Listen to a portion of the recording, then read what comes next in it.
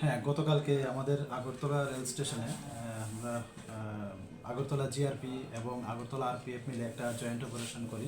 যেটা আমাদের কাছে খবর ছিল যে একটা যে পার্সেল ভ্যান আছে, একটা কন্টেনার আছে, এটার মধ্যে কোনো অ্যান্টি নার্কোটিক্স ড্রাগ থাকতে পারে আর কি।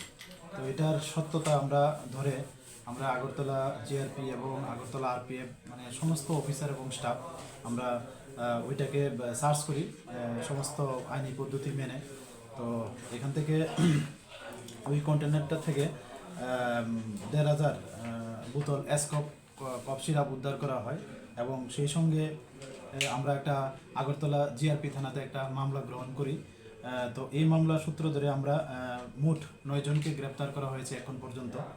তো তাদের নাম জিজ্ঞেস করলে বলে একজনের নাম হলো অমিত কুমার শ্রীবাস্তব, ওনার বাড়ি বিহার রাজ্যে, এবং আরেকজন হলেন চিন্টু যাদব, ওনার বাড়িও উত্তরপ্রদেশ, এবং একজন আছেন সুমন মিয়া, ওনার বাড়ি অভয়নগর আমাদের আগরতলা, এবং তৃতীয় যিনি আছেন ওনার হলো ছুটন দেব, ওনার বাড়ি খয়েরপুর রানীরবাজার থানার অন্তর্গত, এবং একজন আছে আক্তার হোসেন, ওনার বাড়ি তেলিয়ামুড়া খোয়াই ডিস্ট্রিক্ট, এবং আরেকজন আছেন রাজীব সূত্রধর, ডাক নাম ওনাকে সানি, এবং ওনার বাড়ি কৃষ্ণনগর ওয়েস্ট আগরতলা থানার অন্তর্গত। আরেকজন হলো মাজারুল ইসলাম, উনি নবীনগরের বাসিন্দা, যা বিশালগড় থানার অন্তর্গত, এবং একজন আছেন চান মিয়া, ওনার বাড়ি রাজনগর তিলিয়ামুড়া থানার অন্তর্গত, এবং আরেকজন আছেন প্রসেনজিৎ দাস, উনি অম্পিনগরের বাসিন্দা।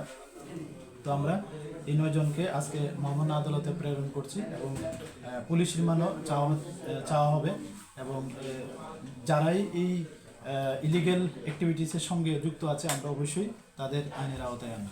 বাজার মূল্য কত? এটার বাজার মূল্য যা ডেস্টিনেশন মূল্য হতে পারে ৩০ লক্ষ টাকার আশেপাশে হতে পারে। কোথায় নিয়ে যাওয়ার উদ্দেশ্যে তারা এখানে? এটা তো তারা অনেক কিছু মানে এখনো রিভিল করছে না।